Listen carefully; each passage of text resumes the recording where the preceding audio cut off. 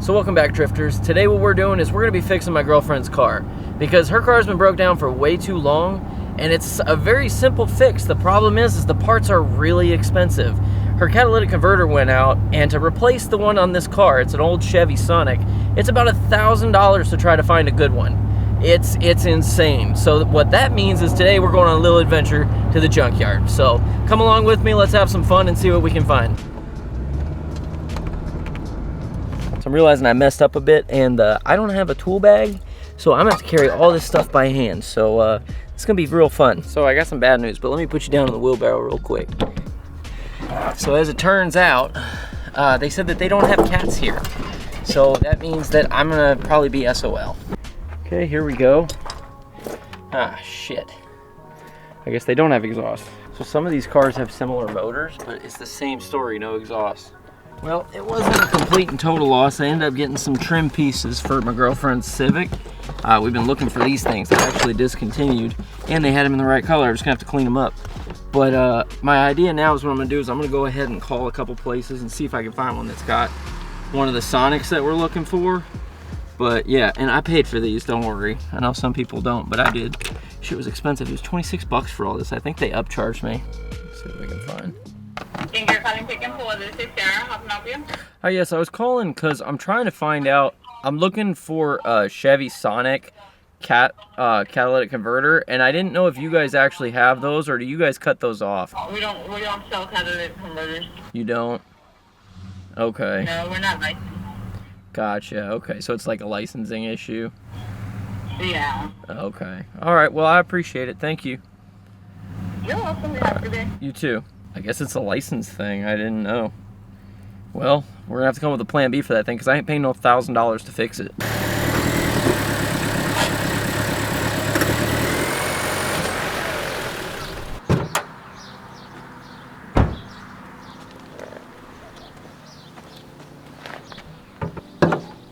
Alright, so let's take a look at this thing and see if we can figure this out. So this piece right here is the catalytic converter. That's the one that's going bad, and that's the one that's giving us our issues. Now the problem is it may not actually be that. It could just be that some of this exhaust here could be leaking some, exhaust gas. So what I'm gonna do is use a special tool that's gonna help us find out. Okay, so this thing I got here is a little smoke machine. Basically what it's gonna do is it's gonna generate a bunch of really thick smoke in there so we can see if there's anything coming out of anywhere where it would be leaking. Basically any of the joints where the cat's connecting to like the exhaust manifold, maybe the turbo, whatever, we'll just get to see if there's any kind of exhaust leaks, because that could also throw one of these codes. I think we're getting a P0420, 420, So what I'm gonna do is I'm gonna hook this up, and then I'm gonna run this giant, well, you know what this is. It's gonna go in the exhaust, and basically we're gonna go ahead and fill this up and see if we can see any of this stuff underneath there. Evidently there's a common problem with these flex pipes on here leaking, so we'll see. I don't know if it's gonna fix it, but we're gonna at least try. All right, we're gonna go ahead and shove this up inside here. That should be good. There we go. All right, now I'm gonna add the baby oil, no diddy. I don't know how much to fill this thing, so we're just gonna, look at that oil going everywhere. Whatever. All right, good enough.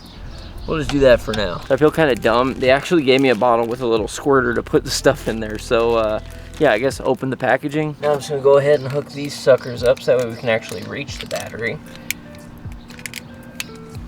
All right, let's hook this sucker up.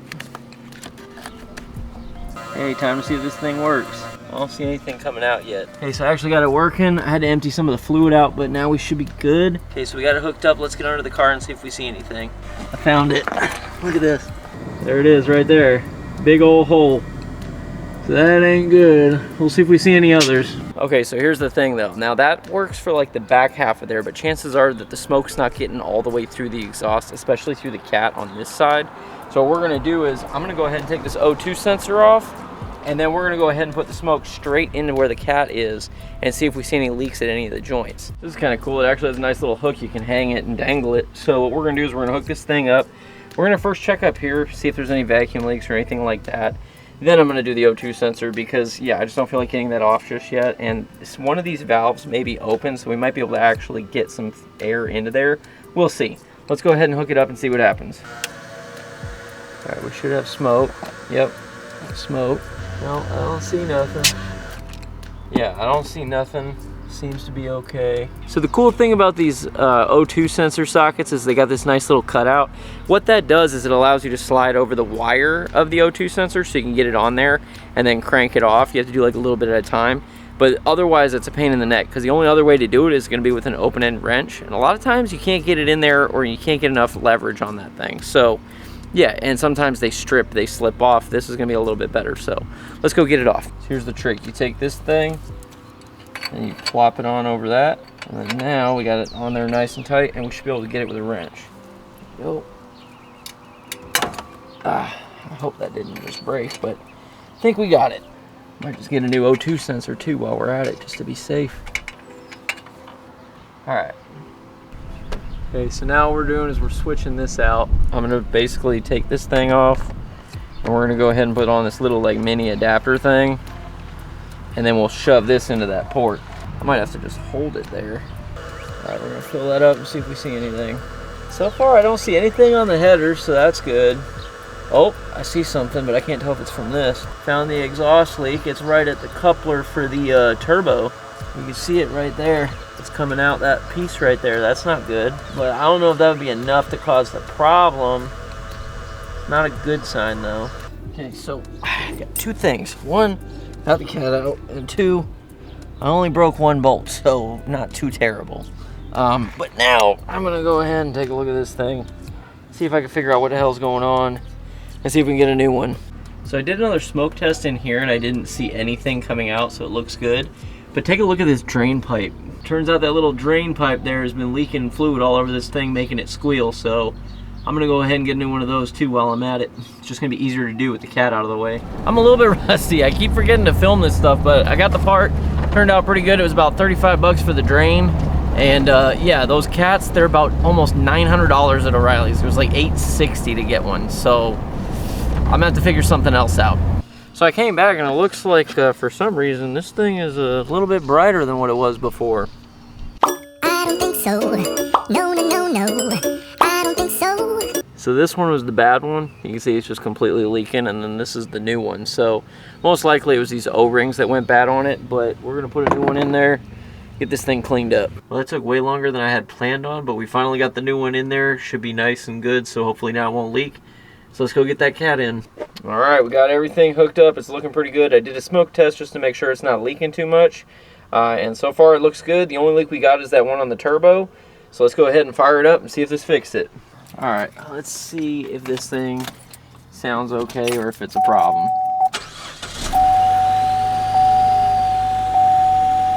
All right. Turbo's just spooling up like crazy. What the hell?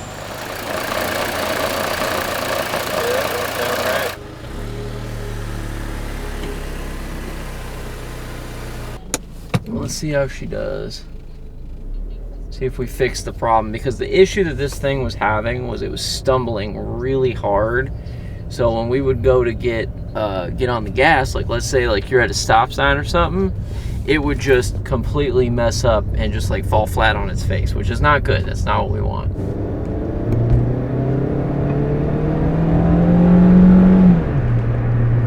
That seems to be okay. I mean, right now it feels good. I'll say the one thing I've noticed the most is that the turbo is super loud now, which is pretty cool for me. I don't know how well my girlfriend's gonna like it. Definitely has more power than it did before. I'm gonna try to give it a little, just see what it does. Here we go. Let's see what she do. That was like immediate. Hell yeah. Let's go, boys. You know, for a little 1.4, this ain't bad. Amazing what happens when you put a turbo on something. Gotta figure out what this little squealing noise is. It kind of sounds like a power steering pump or something, but it's just like squealing like crazy. I don't know what that is.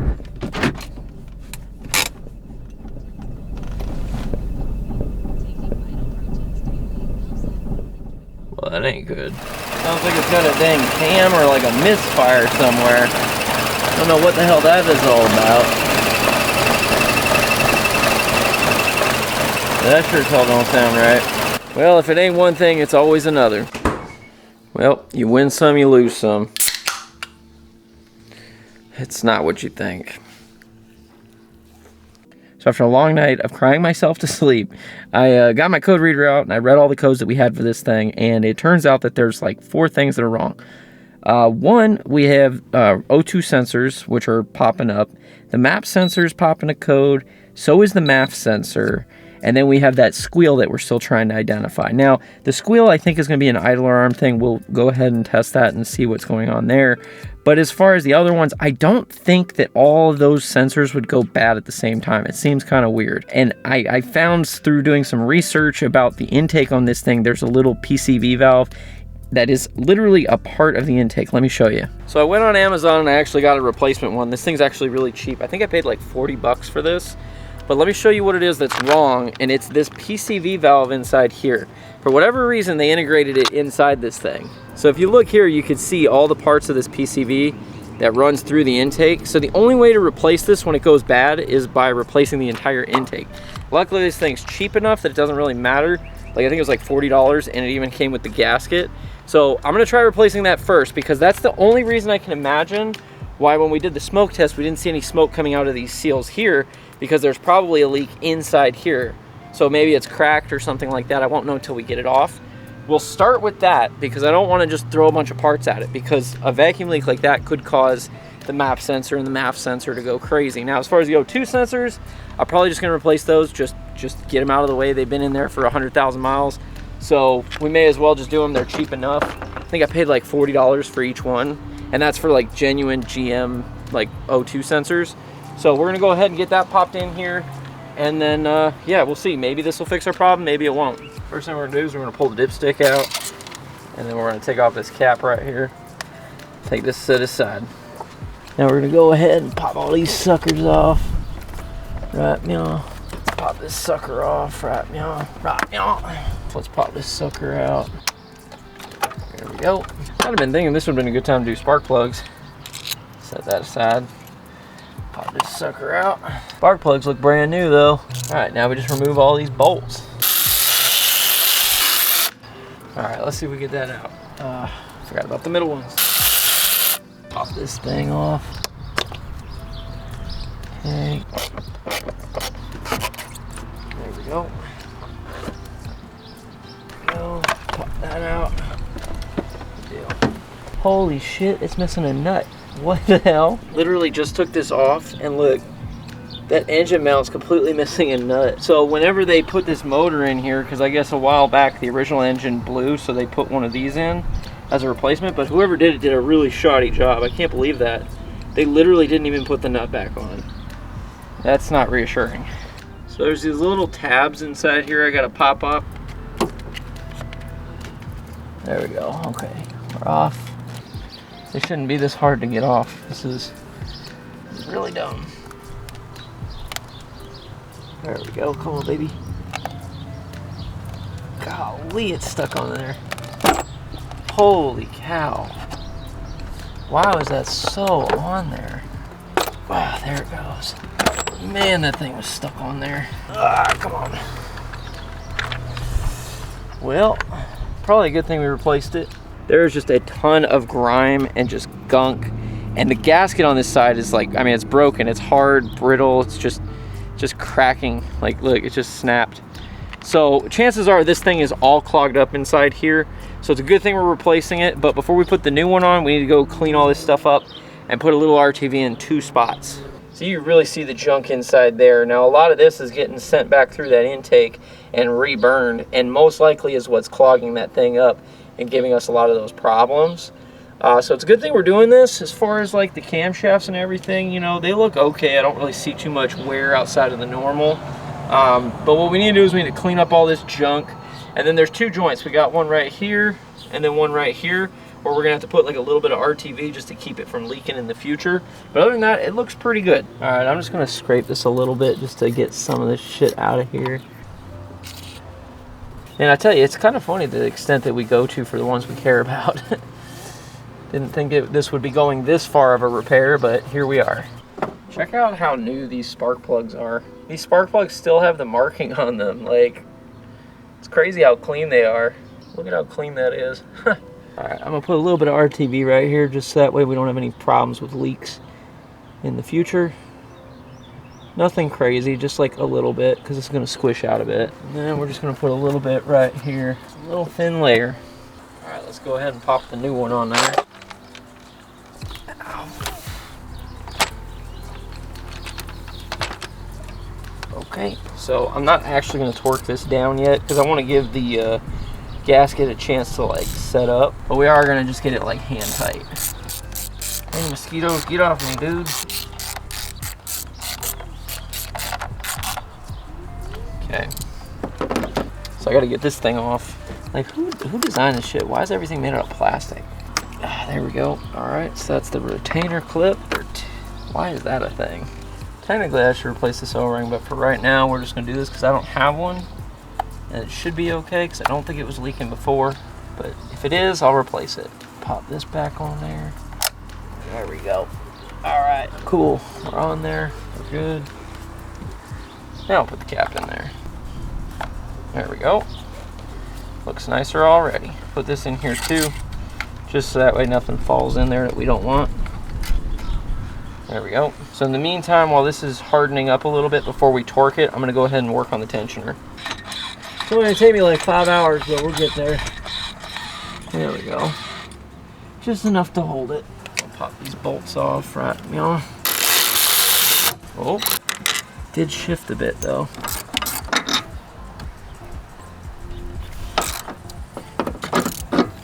Pop this sucker out of here.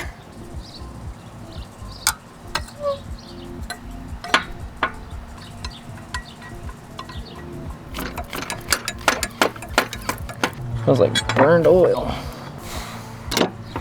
Come on. Yeah, come on, baby.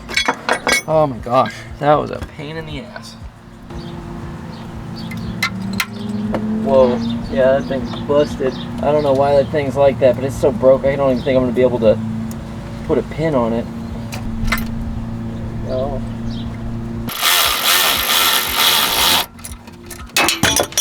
Oh, fuck.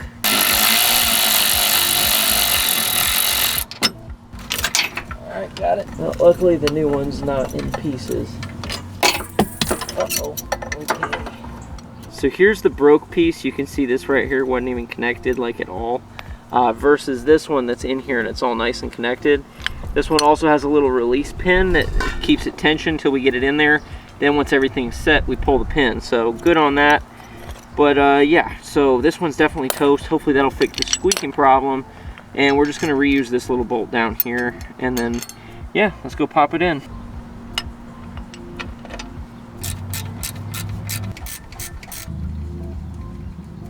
Now we just need to get the belt around this sucker. Put that there. On. Pull that pin now.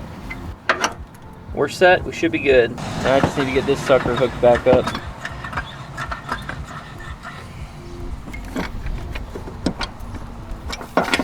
There we go. All right.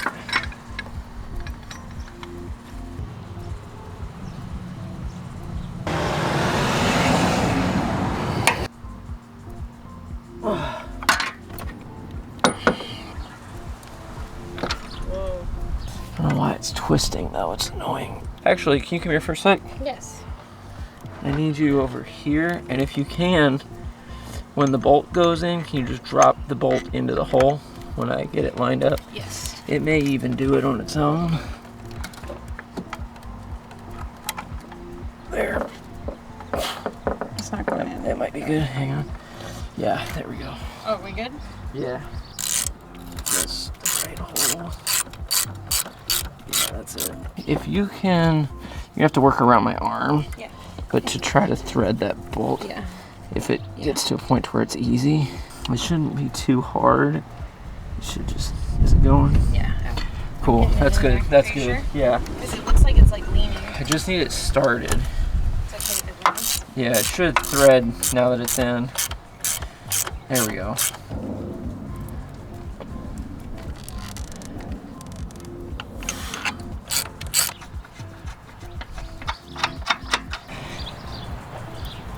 Okay, good.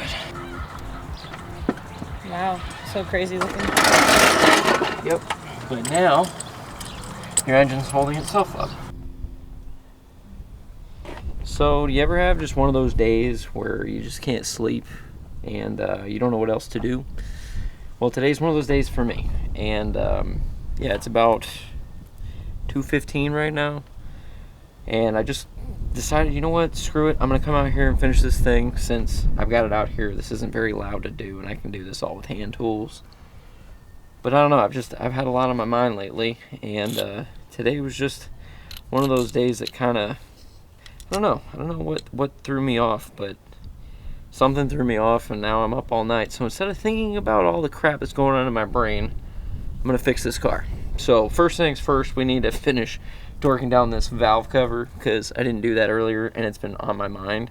So I'm going to go ahead and do that real quick. The whole thing's got to be torqued. I think it's like 8 Newton meters. Let me just see what 8 Newton meters is, and it should be 70.8 inch-pounds. All right, there we go. We'll do 71. That'll be close. Close enough. And wouldn't you know it, it's starting to rain. But that's just how it goes sometimes, I guess. It's funny is I got a late workout in today and I thought, you know, maybe it'll help me sleep. Nah, I'm putting in the coils right now. Nothing major. This is all very, very basic stuff. Get this little thing slotted on there. Bam. Pop all these back in. So the next thing I got to do is work on these O2 sensors. Man, I really cranked that on there, didn't I? I am my own worst enemy. Tell you. There we go. The old wrench trick, that comes in handy. Oh shit. And I really cranked that thing on there. Whew. Well, it looks like the rain's subsided a bit, so that's good. Let's see if we can get this sucker out. Yeah, there we go, that worked. Yeah, this thing looks really cooked. Look at this. Yeah, look at that. That thing is pretty cooked. That's what the new one looks like. It looks pretty good. It's got anti-seize on it already, so that's kind of nice. It would help if I put it on the right way. All right, tighten that thing on there. I don't like how smooth that is. That makes me nervous. Okay, that's good. I don't want to go too tight, but I also don't want it too loose, you know? You got the new one on there. Should be good to go. Got to do the one on the bottom. That one's a little bit trickier just because it's underneath the car, but yeah, shouldn't be too bad. This one's in a pretty decent spot. It's really awesome that this axle is in the way. It's a cool spot for that. This thing's harder to get than my hopes and dreams. There we go. All right, cool. We got on there. Good Lord. I got like 2 inches to work with here. That's what she said. Well, hopefully not, but you know. Shit. I am gonna bust the ever-living shit out of my knuckles. This is an example of how much room you have to work with in here. So I'm basically just gonna have this thing run for a while. Pretty much just till we get it really hot, and then I'm gonna try to break it. It's really quite the pain in the butt. But O2 sensors usually are. But on one positive, at least it stopped raining. Hopefully it stays that way. It's funny, it's like I'd rather be doing this right now at like 3 in the morning than being inside sitting in my bed staring at the ceiling. Oh, this thing is hot. Alright, ow. I am gonna bust the shit out of my hand on this thing. Ah, dude. Well, worst case scenario though, let's say I don't get this one on. We can just hope that it was the front one that went bad and not the back one. Okay, you know what? It's fine. It's all good. You know what? We're gonna hope that this one is good, you know? It could be perfectly fine. And maybe, just maybe, we'll get lucky today. I don't know. We'll see. Let's just try. Any of y'all just have like a giant bucket of nuts? Because I do. And I've been hoping that one of these is gonna fit. Because I don't want to hold on to all these nuts for nothing. Look at that. But yeah, see? I knew there's a reason I had that bucket of nuts. Alright, I got a washer, so we should be good. That should help us out right there. And then we'll just tighten this sucker on there. Hey, that's why you always need a bucket of nuts. There we go. All right, that ain't going nowhere. All right, so let's pop this air box back in here. This should be pretty straightforward. All right, there we go. Only got one screw, but whatever. Be all right. Pop this sucker back on there. All right, that's good. That ain't going nowhere. Hopefully we're good there. Let's clean up and then go see if this fixed our problem. Yeah, saying there's a door ajar. I don't know, I literally shut every single door. I think it's just another thing that's broken on this dang car. But whatever, I'm not gonna worry about that. Let's just see how it drives.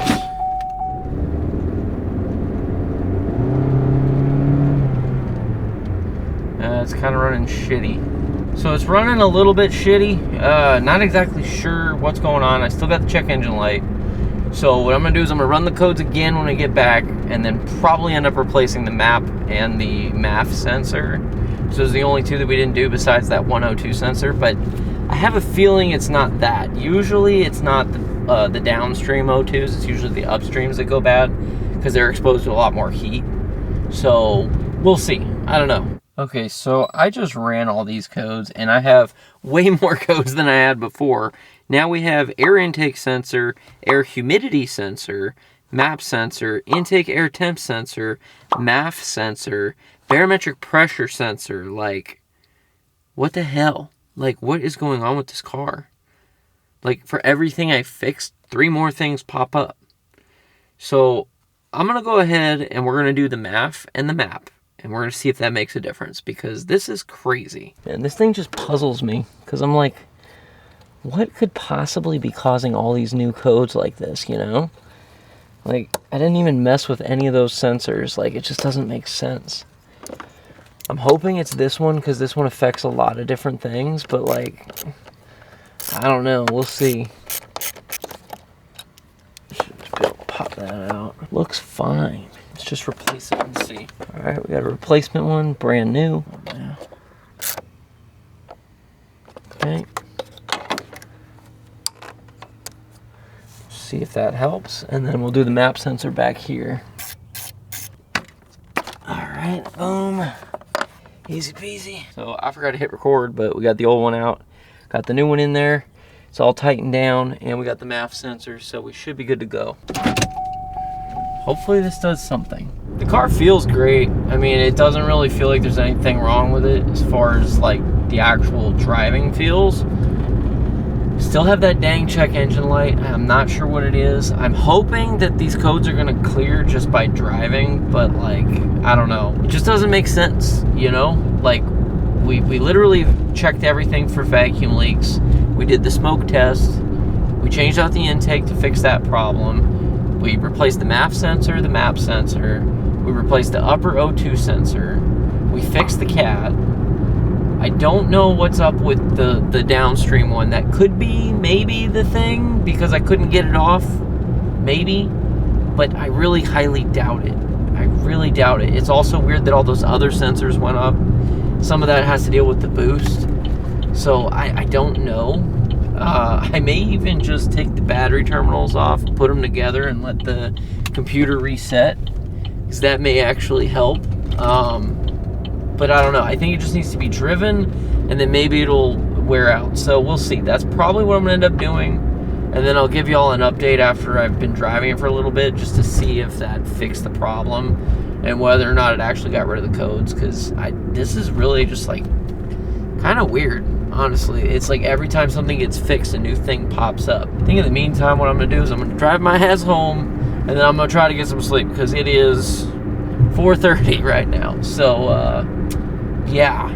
Honestly, I could probably just stay up all night and I'd be fine, but I know I need to at least lay down or something. I don't know. Insomnia is a son of a bitch, I'll tell you. If any of y'all are dealing with it, like, you get it. But, like, it's frustrating sometimes. So clearly this cat is no good. Luckily I managed to find something on Amazon. This is definitely a China knockoff, but everything seems to line up very similarly. We'll see how well it actually goes into the car. I'm gonna try putting it on there because we just have way too many trouble codes with this piece here. So this little guy right here is the cooked O2 sensor. This is the secondary one. This one is usually the one that ends up throwing the code. Now what we're gonna end up doing is I got a new one of these we're gonna put on there. We're gonna go ahead and put our cheap cat on there and see if we can get this thing fixed. This hardware is definitely China quality.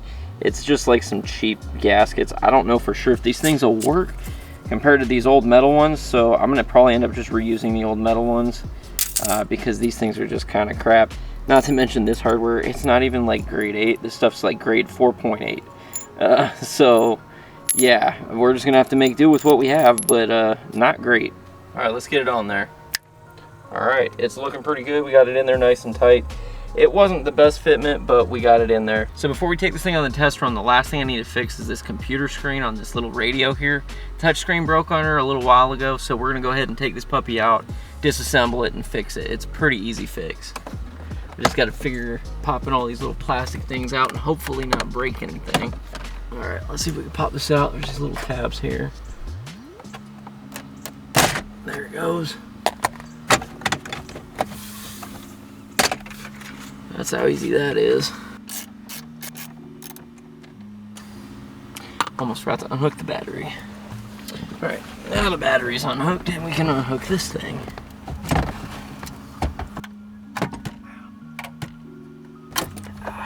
All right, there we go. Let's go finish the rest of this inside. So most of these things, when the touch screen stops working, it's usually what's called the digitizer, which is basically just a little panel that goes on here. It's really cheap to replace. I got mine on Amazon. I think I paid like $20. So it's way more if you go through the dealership. So I'm gonna go ahead and tear this apart and try to fix it. See what happens.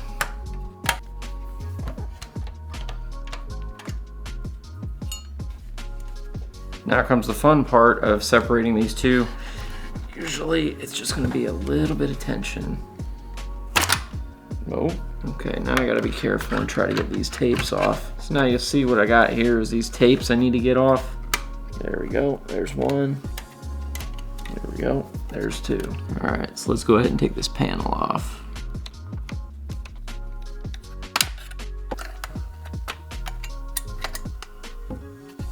All right, now we got some more things we gotta take apart. All right, so let's flip these up. Boom. Pull that out. There's the digitizer. And we got this last little tape right there. All right, now we'll get these out. Okay, now we should be able to get the chip out. There we go. Oh, I missed one. Flip, there we go. All right, motherboard out. Now we just gotta get these things out so I can get the screen off. Careful here. Okay. Okay, so this is the thing that's the problem. Essentially, it's this top screen that we need to get off. This is the digitizer, so we should be able to just pry it off.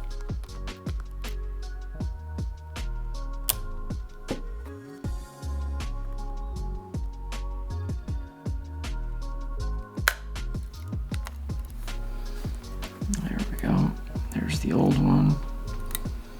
Pop that off. Now, I'm not sure if the new one comes with this sticky stuff, so I'm going to try to save it if I can. Trying to be very careful not to get anything on the actual screen. Don't feel super confident about that adhesive.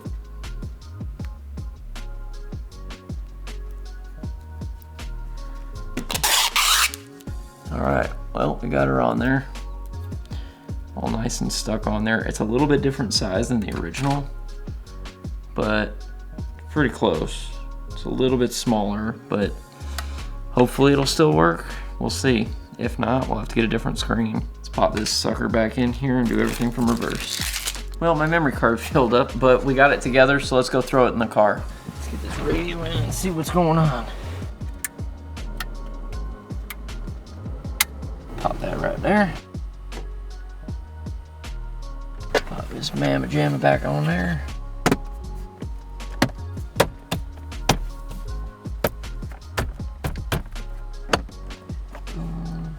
Boom. All right, we're back on there. Good to go. let's hook up the battery and see if it works. Sounds good. Haha, it's working. Hell yeah, it works. Damn, that's awesome. So that's sweet. Now she's got her radio back. So now all I gotta do is give this thing a test drive and see how it does on the road. But so far, check engine lights haven't come back. I've cleared all the codes and it looks pretty good, but we definitely need to drive it around a bit. So we'll do that and see, but maybe we fixed it. Maybe.